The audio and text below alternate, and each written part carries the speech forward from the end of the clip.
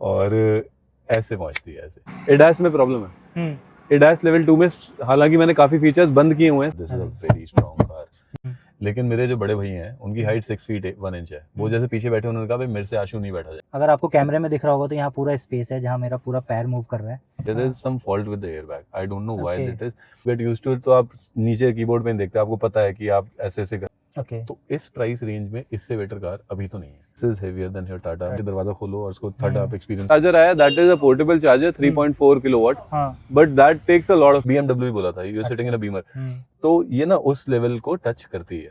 Hello दोस्तों, welcome back to my channel. मेरा नाम है धीरेन्द्र रावत और आज हम एक ऐसी गाड़ी का ओनरशिप रिव्यू करने वाले हैं जो कि रिसेंटली लॉन्च हुई है। लॉन्च किया ये तो पूरा ही ब्रांड इंडिया में सेटअप हुआ है। मैं बात कर रहा हूँ विनफास्ट की VF6।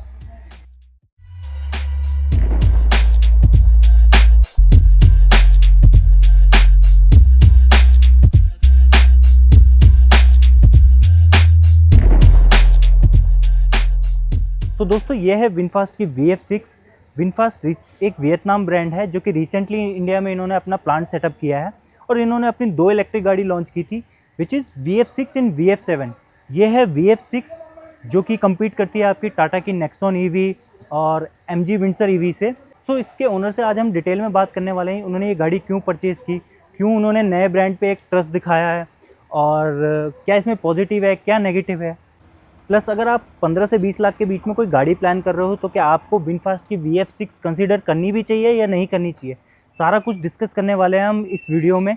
सो विदाउट एनी फर्दर डिले बुलाते हैं इस कार के ओनर को, mister Ashish Tyagi ji. Hi Dhiren. Hi Ashish, how are you? Good how are you?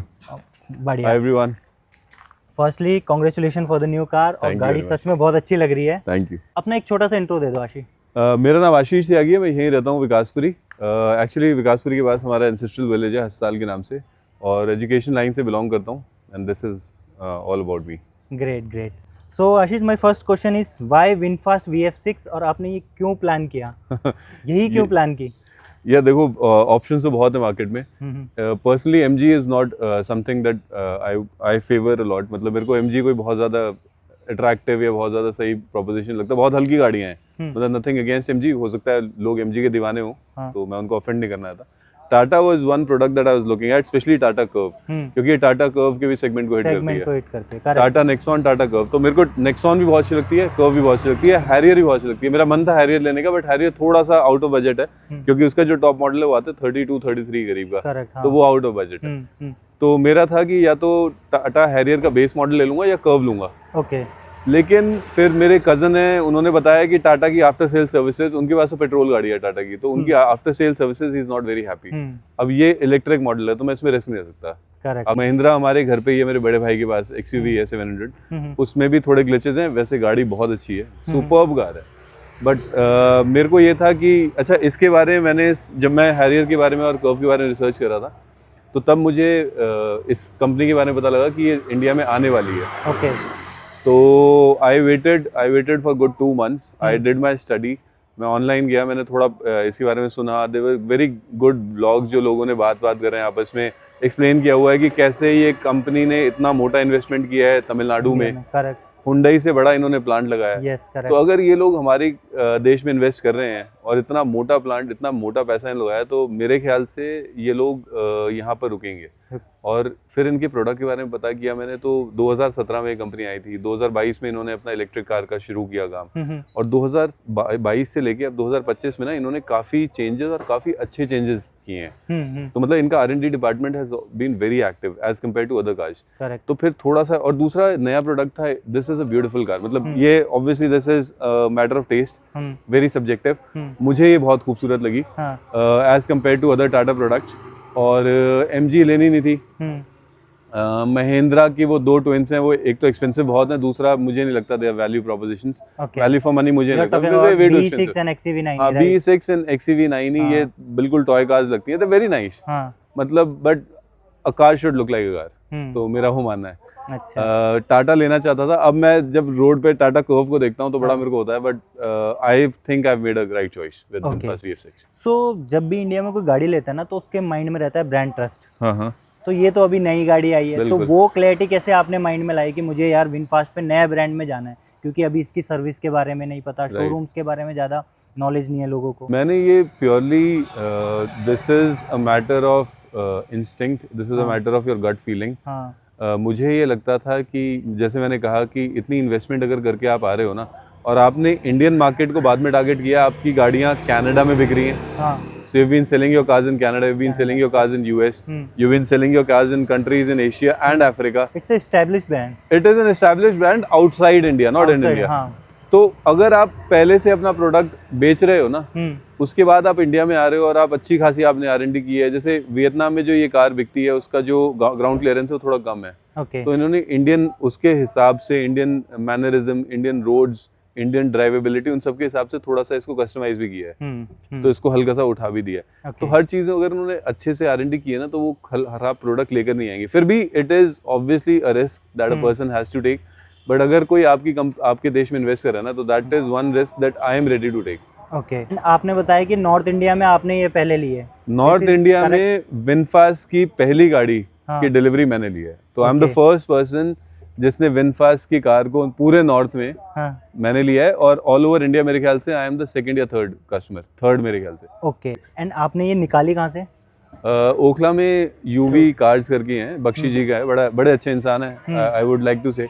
उनके पास टीम भी बड़ी अच्छी है, पवन सर है वहाँ पर, कुलदीप जी से मैं मिला, प्रियेश से मैं मिला, तो बड़े अच्छे लोग हैं। तो उन लोगों से मैंने गाड़ी ली, आई मेट विद देम। मैं 15 सितंबर को गया था गाड़ी देखने के लिए, मेरे को टेस्ट ड्राइव नहीं मिली थी तब। तो मेरे को गाड़ी देख के पसंद आ गई। VF7 again is a different price segment, और बेस मॉडल में जाना नहीं था, टॉप मॉडल ही लेना था। VF7 का मिडिल मॉडल सही था, मेरे को ऑल व्हील ड्राइव का कोई वो मेरा फायदा नहीं है, but that was again another 5-6 lakh की वो। ये 20 के करीब की आपको पड़ती है। वो गाड़ी आपको पड़ेगी 25.5 के करीब की। This is top model right? ये टॉप मॉडल है। This is VinFast wind infinity. Wind infinity, हाँ ओके।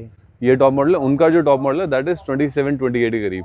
25-26 का उनका मिडिल मॉडल है, और बेस मॉडल का मेरे को पर्सनली नहीं लगा, क्योंकि उसकी मोटर भी हल्की है, इससे भी हल्की है। ओके तो इसीलिए फिर आई थॉट कि, और मेरी जैसे we are a family of 4 people, me, my wife and I have got 2 beautiful small young kids, तो उनको ऐसे कोई बहुत ज्यादा स्पेस नहीं चाहिए। ओके तो इसीलिए this was a car that I thought will fit my budget. How was your experience, कि कैसा रहा डिलीवरी एक्सपीरियंस? बहुत अच्छा था। इन लोगों ने, they made my day very special, और the owner came down, he made sure that he was there, because उनके भी शोरूम की पहली कार की डिलीवरी थी।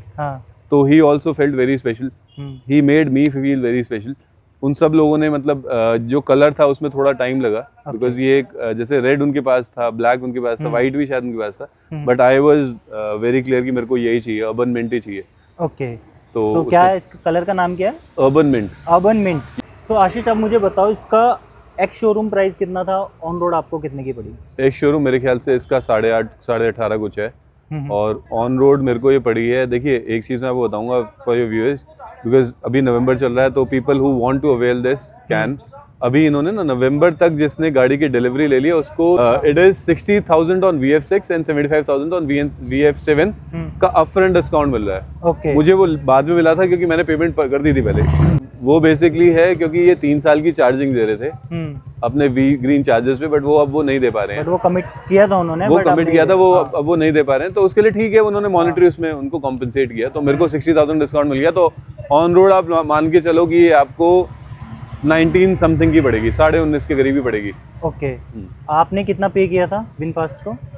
मैंने विनफास्ट को 19.5 पे किया था, जिसमें 60,000 वापस आ गया, तो मेरे को 1890 के करीब या 1870 मान के चलो की पड़ी है।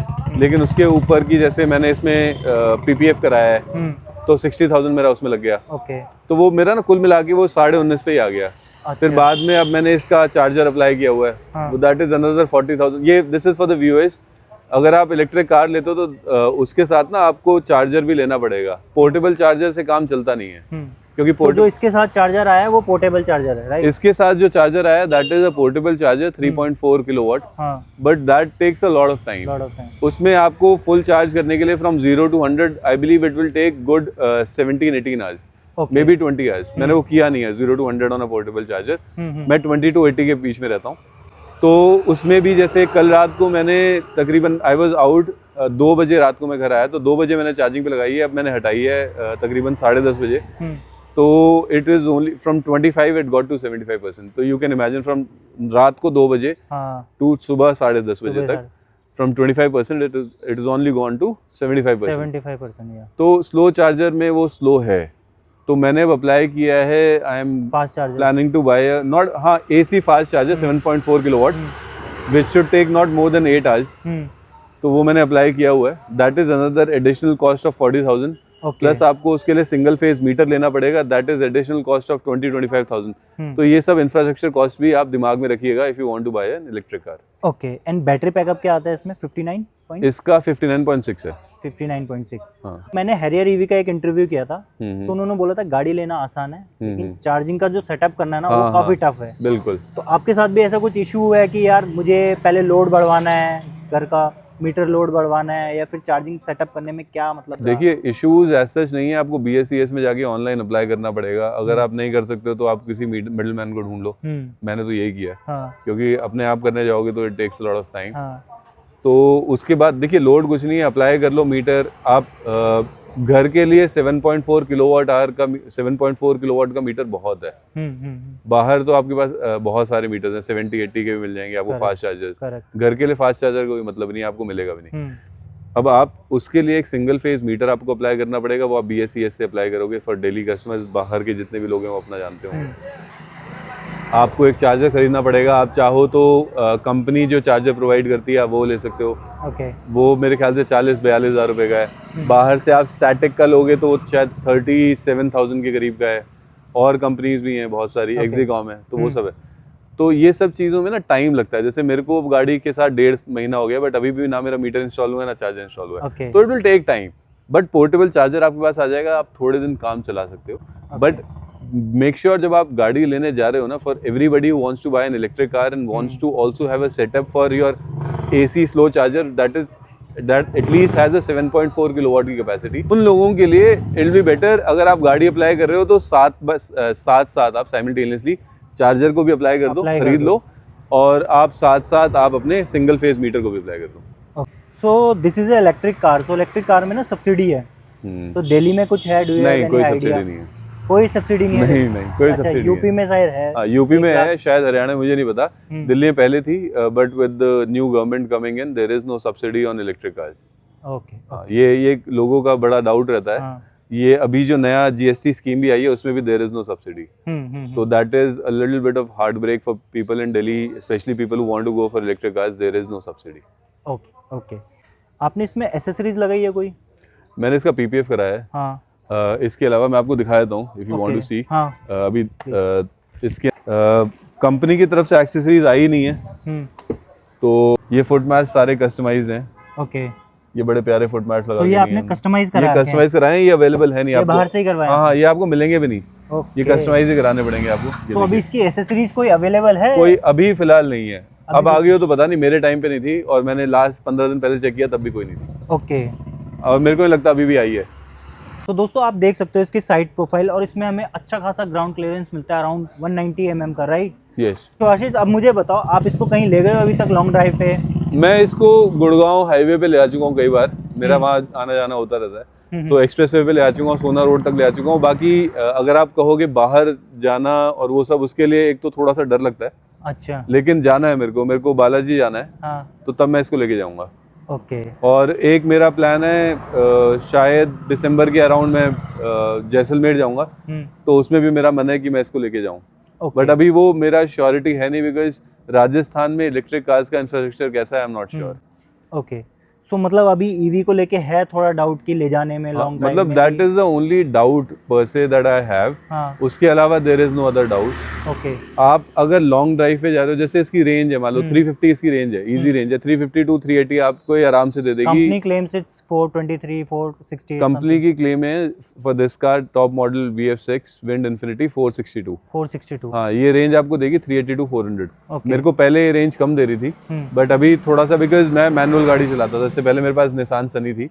तो from the transition from a manual car to an electric car takes time, है ना, from a manual petrol car. Okay. तो वो थोड़ा टाइम लगा, गाड़ी को समझने में टाइम लगा। अभी ऑलमोस्ट 1.5 महीना हो गया मेरे को। तो टाइम लगा समझने में कैसे, क्या एवरेज का क्या सिस्टम है क्या नहीं है। तो इसकी अगर रेंज मान लीजिए आपको, आप हाईवे पे भी जा रहे हो तो 350 380, अगर आप तेज भी चलाते हो 380 दे देगी, अगर रोड खाली है सब कुछ है 380 it will give you in 380 highway right, आराम से देगी। हाँ। सिटी में भी 350 दे रही है, सिटी में 350 दे रही दे है, रही है, दे रही है दिल्ली में। दिल्ली में देखिए अगर आप 350 बिल्कुल is a good number, very good very number, good number. आप अगर बिल्कुल आपका bumper। Traffic bumper to bumper है तो फिर आप रेंज का अंदाजा लगा ही नहीं सकते हो, क्योंकि मैं ना यही गलती कर रहा था पहले, वो बम्पर टू बम्पर में तो आपको 250 भी नहीं देगी तो फायदा नहीं है। हाँ, आप बिल्कुल ही जब पूरे 20% तो वैसे ही ड्रॉप हो जाएगा। आप जब पीछे ही बम्पर के पीछे ही लग के हाँ। आप चल रहे हो, आप 3 घंटे तक चल रहे हो, तो आप कितनी एवरेज दे देगी गाड़ी, मतलब कितनी रेंज दे देगी। हाँ। तो वो सही मेरे ख्याल से डिटर्मिनेशन नहीं है गाड़ी की रेंज का। आप सिटी ट्रैफिक का मतलब होता है कि यूजुअल ट्रैफिक, जिसमें आप मतलब आपको हल्का सा ट्रैफिक भी मिलता है, फिर आपको खाली रोड मिलती खाली है, रोड तो मिलेगी। टोटल मिला के मतलब कुल मिला के आपको 350 की रेंज ये दे देगी सिटी के अंदर। और हाईवे पे भी आप 380, अगर आप कंसिस्टेंटली आप 60 70 80 के उसमें चल रहे हो ना, थोड़ा बहुत आप एक्सीलरेट करके 100 भी आ रहे हो, तो 380 to 400 इज मतलब is a number that can be achieved. हाँ हाँ, ग्रेट। सो आशीष, आप बोल रहे थे जैसे सोना रोड गुड़गांव तक आप ले जा रहे हो, तो दिल्ली एनसीआर में किस तरह का इंफ्रास्ट्रक्चर है, क्या आपको आइडिया है कि थोड़ा सिटी के आउटर में किस तरह का इंफ्रास्ट्रक्चर है? आप दिल्ली में किसी भी मॉल में ले जाइए, आपको मेरे ख्याल से 80% of the mall are EV friendly, in the sense कि आपको जो उनकी पार्किंग है ना, उसमें आपको ईवी चार्जेस मिल जाएंगे। रजौरी के जो मॉल्स हैं, जो अच्छे मॉल्स हैं, उन सब में ईवी चार्जेस हैं। डिस्ट्रिक्ट सेंटर, मैं वेस्ट दिल्ली की बात कर रहा हूँ क्योंकि मैं यहीं रहता हूँ, तो यहाँ पर डिस्ट्रिक्ट सेंटर के जो मॉल्स हैं वहाँ पर ईवी के चार्जेस हैं। आपका यूनिटी 1 मॉल है यहाँ धौलीप्याओ के पास, यहाँ पर ईवी चार्जेस हैं। तो आई एम अज्यूमिंग अगर वेस्ट दिल्ली में सारे ईवी चार्जेस आ गए हर मॉल में, तो हर ऑल ओवर दिल्ली वो स्प्रेड अच्छा है। गुड़गांव में जब आप जाते हैं, मेरा काम 113 मार्केट, M3M की 113 मार्केट ऐसी, वहाँ पर ईवी चार्जेस लग गए हैं, वहाँ पर मेरे को जाना होता है, वहाँ पर ईवी चार्जेस लग गए हैं। हाईवे पे, एक्सप्रेसवे पे जितनी भी मार्केट्स हैं मेन जो डेवलप हो रही हैं, उसमें ईवी चार्जिंग फैसिलिटी हर जगह है। तो आप हाईवे स्पेशली दिल्ली एनसीआर में अगर आप जाओगे ना, तो आपको चार्जिंग की प्रॉब्लम नहीं होगी। अगर आप बिल्कुल इस तरह का बिल्ड हो चुका है, अगर आप बिल्कुल, आपका जो हाईवे है वो बिल्कुल बीहड़ वाला हाईवे है या स्टेट हाईवे है, जो मतलब आप समझ रहे हो ना, अंदर अंदर की रोड्स को नहीं कर रहा है, तो there can be a problem. But अगर आप नेशनल हाईवेज पे जा रहे हो तो उसमें इंफ्रास्ट्रक्चर है भी। और इन द नेक्स्ट 6 मंथ्स, जैसे नितिन गडकरी जी का इंटरव्यू भी आया था अभी, उन्होंने बोला है कि यार focus is on building infrastructure for making electric cars basically the country electric friendly, क्योंकि वो भी पुश कर रहे हैं। हालांकि उन्होंने स्टेट सब्सिडी नहीं दी, I don't know why, they should provide it, but फिर भी इंफ्रास्ट्रक्चर अच्छा खासा है। दिल्ली एनसीआर में तो बहुत अच्छा है, बाहर it might take some time but definitely it is going to happen. So friend, as you can see, इसकी रेयर प्रोफाइल आपको दिख रही होगी। हम इसका बूट ओपन करके दिखाते हैं एक बार। सो यू विल सी कि कितना ह्यूज इसमें बूट स्पेस मिलता है हमें। अराउंड 423 लीटर्स का इसमें बूट स्पेस मिलता है, राइट। सो यहाँ पे इफ़ यू कैन फोकस, यहाँ पे आपको टूल्स का किट रखने के लिए मिलता है, टूल्स वूल्स मिल जाते हैं बेसिक। बट इसमें एक चीज़ मिसिंग है, स्पेयर व्हील।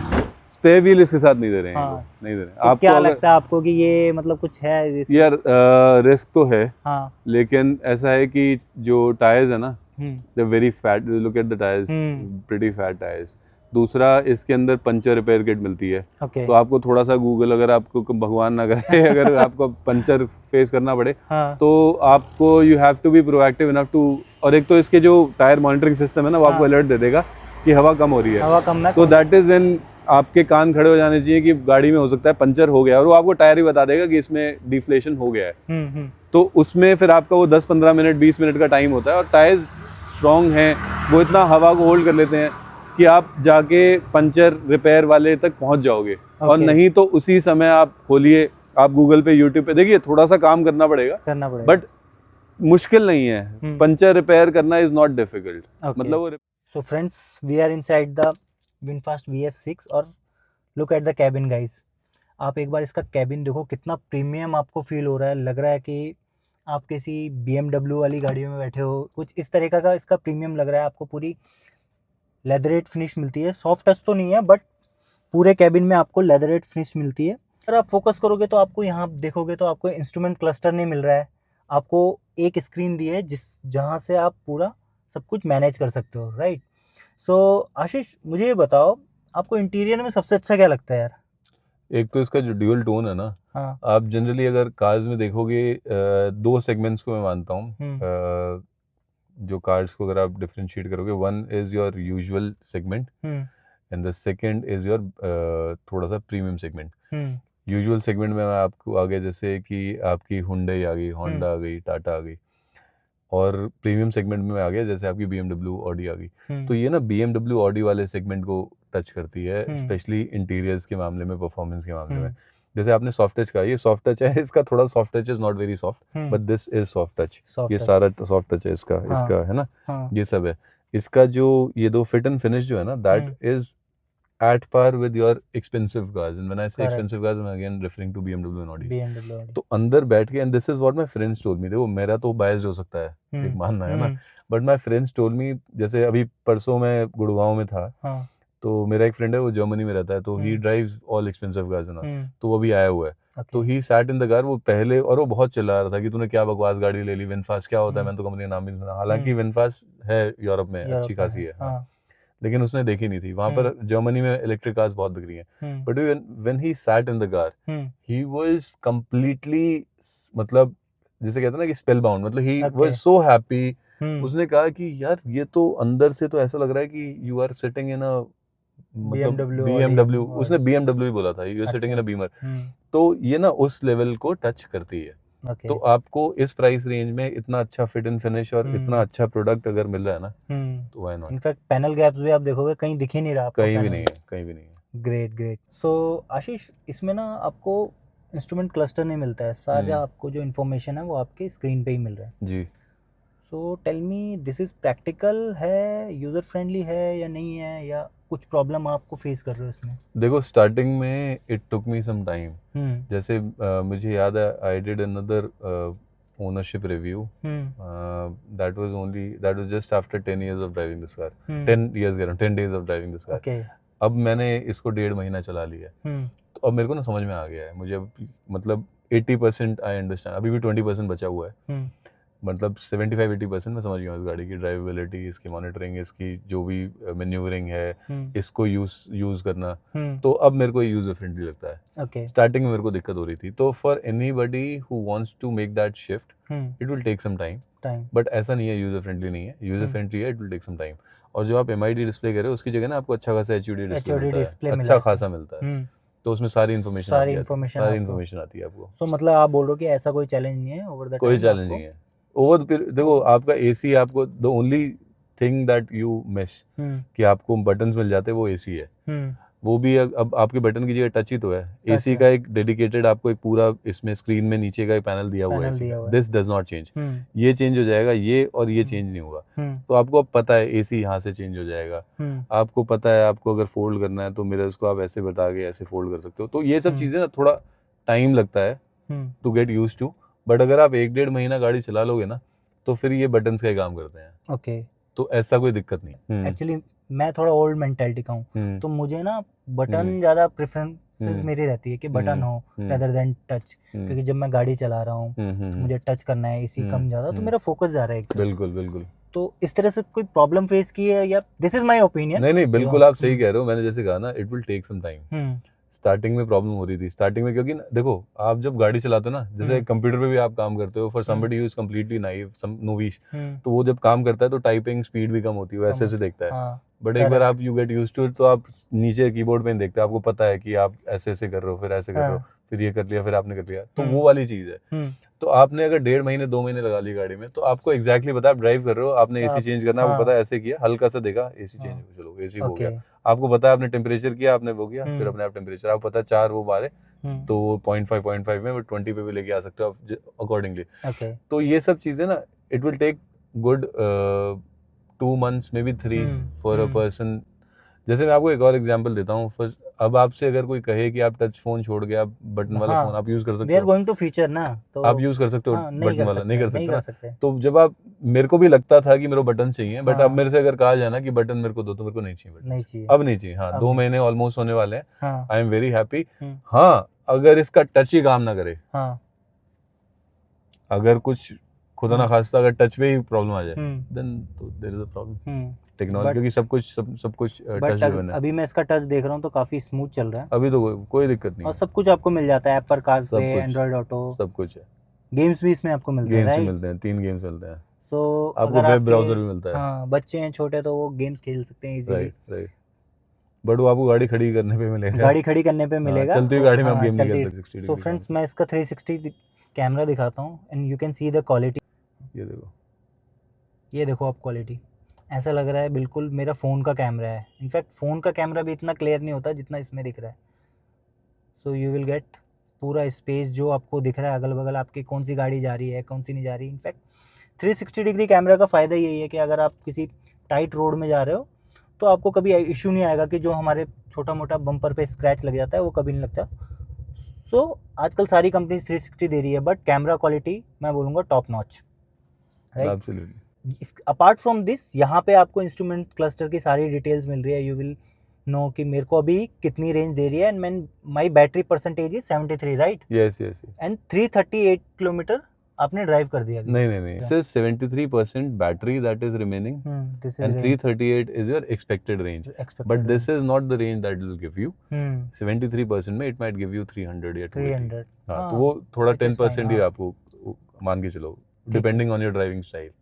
ठीक है। And friends, if you can C apart from this, यहाँ पे जो बटन्स हैं ये पियानो स्टाइल में बोल सकते हैं हम इसे बटन, ये काफ़ी अच्छा लग रहा है मुझे यार। ब्यूटीफुल बटन, ब्यूटीफुल बटन्स की Beautiful आपको यहाँ button। पे न्यूटन, ड्राइव, रिवर्स का सब मिल जाता है। स्टार, ये स्टार बेसिकली आपको ड्राइविंग मोड चेंज करने के लिए, अगर आप इसको दबाओगे ना तो ये यहाँ पर, अभी तो ये न्यूट्रल पे है, जब आप इसको चलाओ, जैसे कार मोड है ना, अभी स्पोर्ट पे आ गया, अब मैं इसको दबाऊंगा ये इको पे आ गया, इको पे आ गया। अब ये नॉर्मल पे आ गया। मैं नॉर्मल पे ही रखता हूँ इसको, ना मैं स्पोर्ट पे चलाता ना मैं इको पे चलाता। Okay। मैं नॉर्मल पे चलाता हूँ, नॉर्मल पे स्पोर्ट ही है। ओके। स्पोर्ट पे चलाओगे थोड़ा सा स्टार्टिंग का वो है, तेज चलेगी, उसके बाद तो आप इसको नॉर्मल पे चलाओ, कुछ भी चलाओ, स्पीड तो इसकी बहुत सॉलिड है। ठीक है, तो कितनी मैक्सिमम आपने? मैं बताऊंगा नहीं कितनी मैक्स कितने आने की है, बट मैंने जो नंबर है वो अच्छा खासा हिट किया है। तो और दूसरा क्या है कि ये this is a very quick car. ये देख के ना मतलब लोगों को लगता नहीं है, this is a very capable car. It's a very heavy car, बहुत हैवी है और बहुत केपेबल है। मतलब इसकी मोटर भी सॉलिड है, इसकी बैटरी पैक भी सॉलिड है, तो आपको जो पावर मिलती है ना इसमें, जब आप इसको, जैसे आपके खाली, जैसे मैं एक्सप्रेस वे पे जाता हूँ, तो एक्सप्रेस वे पे जैसे मेरा काम तो गुड़गांव में घुसते ही खत्म हो जाता है। सोना रोड में सिर्फ purely for my driving pleasure मैं नेक्स्ट 40 किलोमीटर जाता हूँ और 40 किलोमीटर आता हूँ। तो उस हाईवे पे I have touched good speed और ऐसे पहुँचती है ऐसे। Okay, great great. सो चलो ये स्पीड हो गया।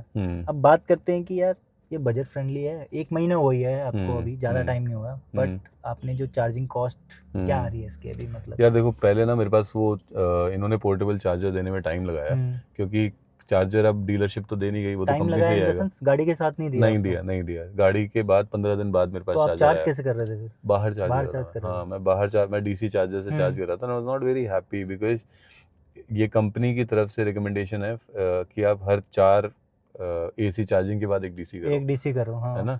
तो मेरे को लगातार 2 बार 3 बार मैंने डीसी में वो करना पड़ा। 15 दिन बाद फिर मेरे पास पोर्टेबल आ गया, उसके बाद फिर मैंने वही यूज किया। बट वो गाड़ी के साथ क्यों नहीं दे रहे? देखिए ये ना नई गाड़ी अभी नई है, हर चीज़ अवेलेबल ही नहीं है। तो मैं हालांकि नॉर्थ में पहला कस्टमर हूँ, बट वो चार्जर प्रोवाइड कर ही नहीं पाए थे तब तक। ओके। तो चार्जर 15 दिन बाद आया, और चार्जर आएगा सीधे चेन्नई, मतलब उधर से तमिलनाडु से। तो वो धीरे धीरे करके चीज़ें, अभी जैसे इसका कर्टन मेरे पास आया नहीं है, डीलरशिप के पास कर्टन आ गया है। मैं 2000 ये हो जाएगा, उसके बाद ये फोल्ड बोल रहे हो आप? हाँ, ये जो फोल्ड कर्टन है, ये फोल्डेबल कर्टन इसका आएगा ऊपर ना, मून रूफ। आपको यहाँ पे सनरूफ नहीं बोलूंगे, मून रूफ मिलती है, पैनोरामिक। और इसका एक बार विड्थ देख लो इसकी, और देख लो कितना ह्यूज इसमें आपको पैनोरामिक सनरूफ मिलता है, प्लस टफन ग्लास भी मिलता है इसमें, राइट? ये मेरे ख्याल से टफन फाइबर ग्लास है, टफन फाइबर और बेटर है। हाँ, ओके। एंड इसमें फोल्ड्स आते नहीं है कंपनी की तरफ से। रिटर्न आपको people again, it's a part of accessory, it is not right now. ये मैं आपको बताता हूँ। सो ये 2 चीज़ें हैं for people who want to buy VinFast. एक चीज़ है कि आप बिफोर नवंबर अगर आपने डिलीवरी ले ली, सो 30th नवंबर से पहले if you get your delivery done, आपको एक तो you will get a discount of 60,000 और 75,000 depending on the variant. VF6 is 60,000, VF7 is 75,000, plus आपको एक्सेसरी में you will get a free curtain. अगर आप डिलीवरी लेते हो आफ्टर नवंबर, तो फिर ना वो डिस्काउंट अवेलेबल होगा और ना वो एक्सेसरी में ये अवेलेबल होगा। और इसकी अच्छी खासी बुकिंग्स हैं, लेट मी टेल यू, अच्छी खासी बुकिंग्स हैं। ओके। आपने एक और चीज़ पूछी थी प्राइस सेगमेंट की। हाँ। इस प्राइस में इतनी प्रीमियम कार, इतना बड़ा बैटरी पैक, इतनी बढ़िया रेंज और बिल्ड क्वालिटी आप किसी और गाड़ी की बता दो, नहीं है ही नहीं। The only question that you have in mind is, that your viewers might have in mind is, कि आप विनफास्ट पे भरोसा कर सकते हो या नहीं कर सकते हो। आपने किया पे भी तो भरोसा किया ना, आपने एक टाइम पे 2002 में हुंडई पे भी तो भरोसा किया ना, तो आप कब बट तक जनरली होता है ऐसा है कि कई कंपनीज आती हैं, जैसे फोर्ड आई, अच्छा खासा उन्होंने मार्केट बनाया, उसके बाद फिर वो कंपनी इंडिया से बाहर चलेगी। फोर्ड चली गई है, हाँ, निसान है। Which is sad. फोर्ड की गाड़ियाँ बहुत बहुत हैं। अच्छी हैं। इंडिया इज अभी भी चलती हैं। अभी भी चलती हैं। मेरे घर पे फोर्ड इको स्पोर्ट है मेरे कज़न के पास, गुड कार। ये एक्चुअली इसकी जो बिल्ट है ना, शेप जो है वो इको स्पोर्ट जैसी है हल्की सी, तो वही हैचबैक है। तो मैं सिर्फ ये कहूँगा कि India is a very unpredictable market, बहुत अनप्रेडिक्टेबल है। आप ना एक, जैसे Sunny was a very good product, मैं सनी का ओनर रहा हूँ, I have driven that car for 12 years, good 12 years, it's a amazing car, नहीं बिकी।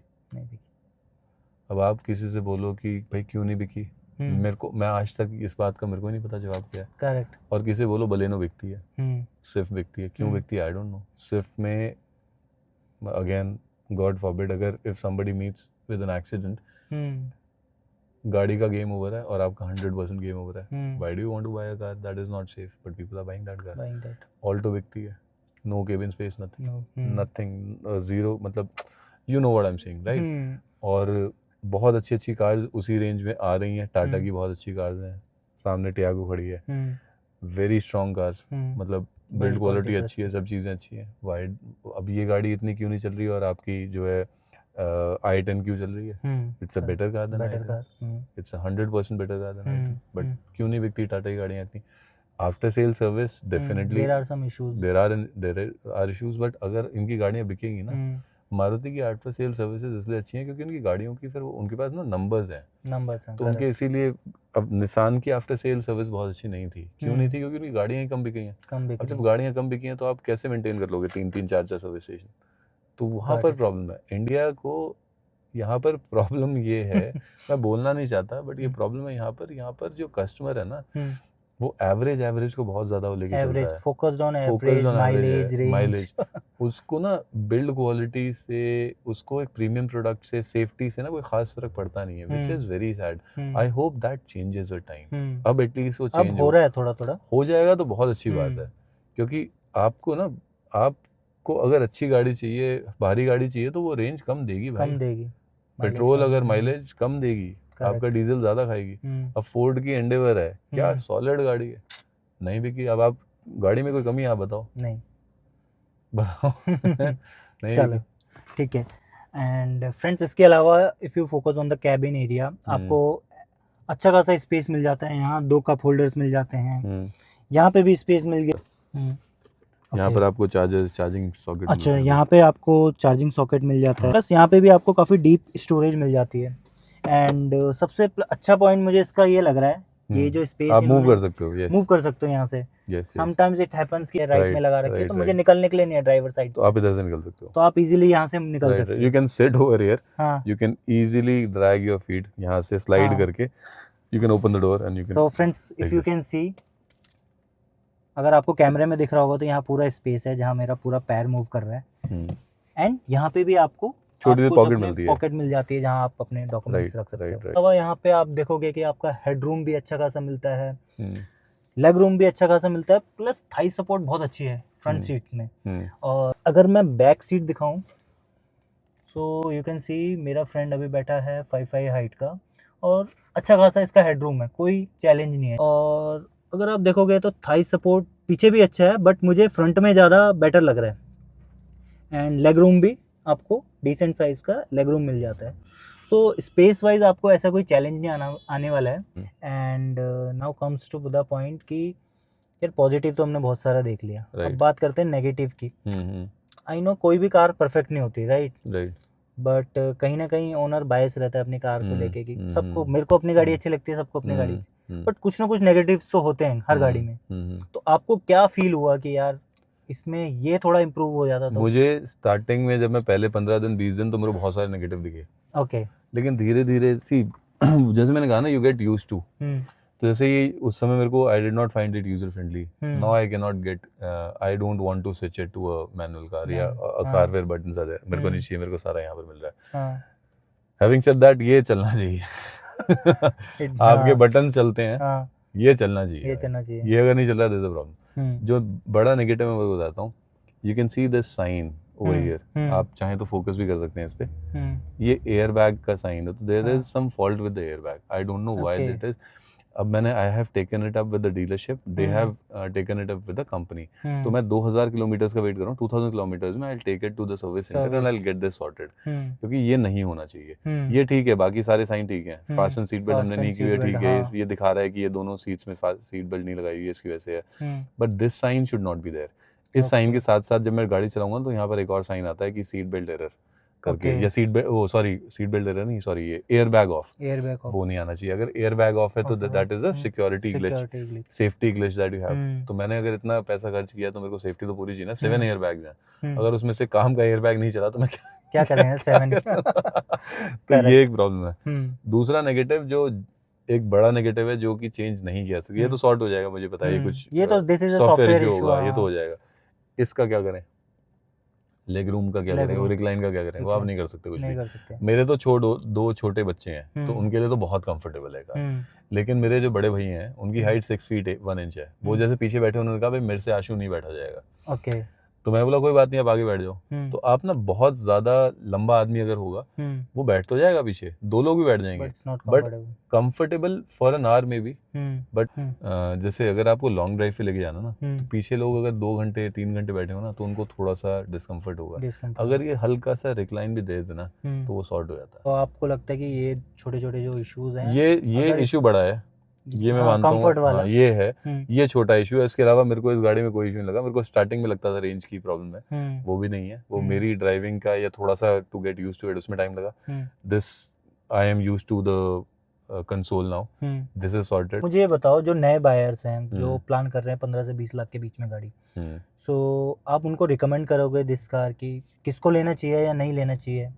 देखो, मैं ऑनेस्टली आपको बताऊं, मैं 1.5 महीना इस गाड़ी के साथ चला चुका हूँ. मेरे को अगर ये ऑप्शन दिया जाए कि क्या आप गाड़ी चेंज करके आप कोई और गाड़ी लेना चाहोगे, right now I will again go for this charge. And this is very honest, very honest. मैं कोई वो नहीं बोल रहा कि मैं आई एम नॉट, मतलब मेरे को कोई पैसे नहीं मिल रहे विनफास्ट की तरफ से. I am being very very honest. दूसरा, do you have better options? I don't think so. Do you have more fancy options? Yes, Sierra आ गई है. सियरा आ रही है, ठीक है, नवंबर में सियरा आ रही है. तो लेकिन अगेन टाटा ड्यूरेबल प्रोडक्ट होगा, बट आफ्टर सेल सर्विसेज, इसकी कैसी होंगी, आई डोंट नो. सियरा का पैसा कितना लगेगा, आई डोंट नो. सियरा भी रेंज, मेरे ख्याल से सियरा भी जो प्राइस रेंज होगी वो मेरे ख्याल से 26 के करीब होगी. इससे कम की तो नहीं आने वाली है. 24 से 26 के करीब आएगी. इसका बेस ही मेरे ख्याल से 22-23 का आएगा. बट बेस मॉडल लेने का कोई फायदा नहीं है. लो तो फिर अच्छा मॉडल. हाँ, तो प्राइस सेगमेंट को दिमाग में रख के, ड्यूरेबिलिटी, जो गाड़ी की फिट एंड फिनिश है, गाड़ी, again I would like to reiterate, this is a heavy car, this is a very strong car.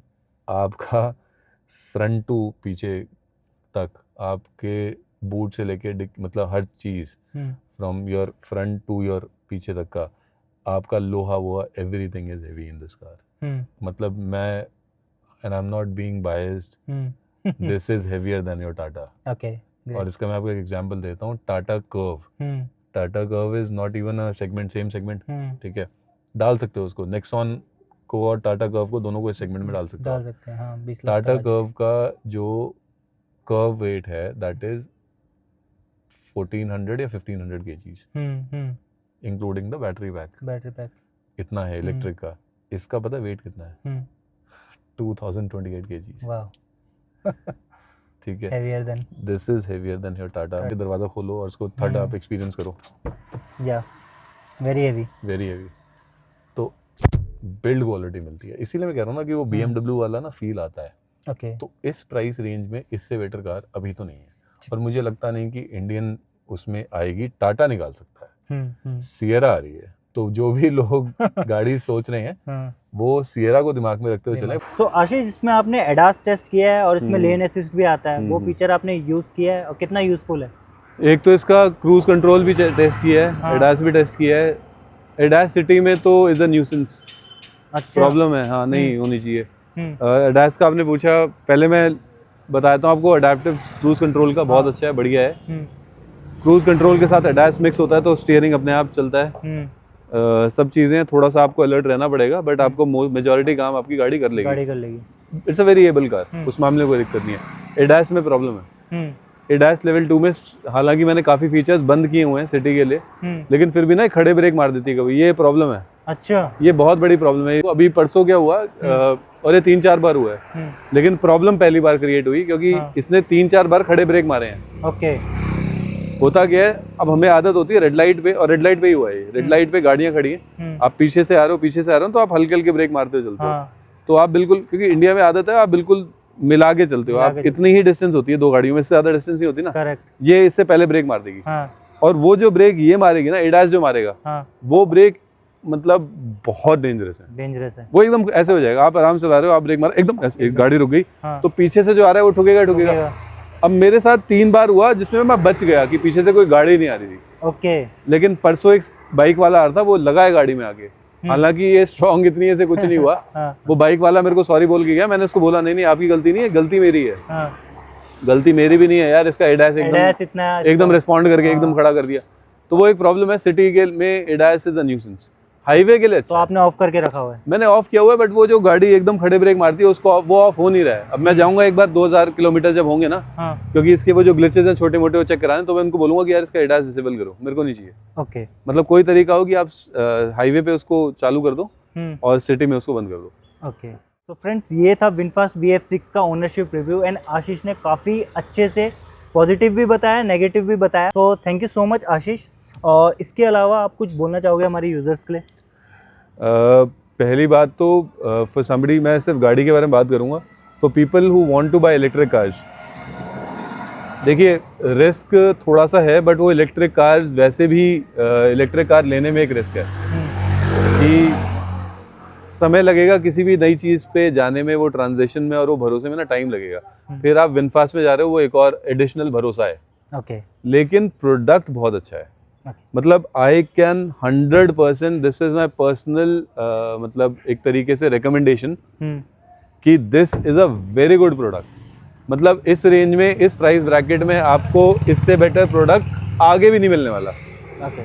नहीं मिलेगा। और ये अभी मिल रहा है, 2 महीने 3 महीने बाद इसका भी प्राइस बढ़ेगा ही बढ़ेगा धीरे। मार्क माय वर्ड, पीरियड भी बढ़ जाएगा। वेटिंग पीरियड, अभी इसका वेटिंग पीरियड है। अभी भी अगर आप इसका कलर वलर चूज करोगे तो आपको 10 दिन 15 दिन ले रहे हैं वो लोग। और VF7 का तो बुकिंग बहुत ज्यादा हाई है। तो for people who want to buy electric cars, this is a very good option. अगर आप थोड़ा सा नई गाड़ी पे, नई कंपनी पे भरोसा कर सकते हो ना, प्रोडक्ट बहुत अच्छा है। डिलीवर वो आफ्टर सेल्स कैसी करेंगे ये मैं भी नहीं जानता, लेकिन जिस तरीके की इन्वेस्टमेंट है, आई एम एज्यूमिंग कि अच्छा ही होना चाहिए। ओके, मतलब मैं तो ऑप्टिमिस्टिक हूँ। Great. So thank you so much Ashish. Lovely meeting you. Okay friends, ये था विनफास्ट VF6 का ओनरशिप रिव्यू। आई होप आपको ये वीडियो पसंद आई हो, और जब आप कोई गाड़ी लेने का प्लान कर रहे हो, इलेक्ट्रिक गाड़ी लेने का प्लान कर रहे हो, तो इस वीडियो से आपको कुछ ना कुछ हेल्प मिली हो। सो अगर आपको ये वीडियो पसंद आई हो तो आप लाइक कर देना, शेयर कर देना। Thank you so much for watching this video. Bye bye, take care.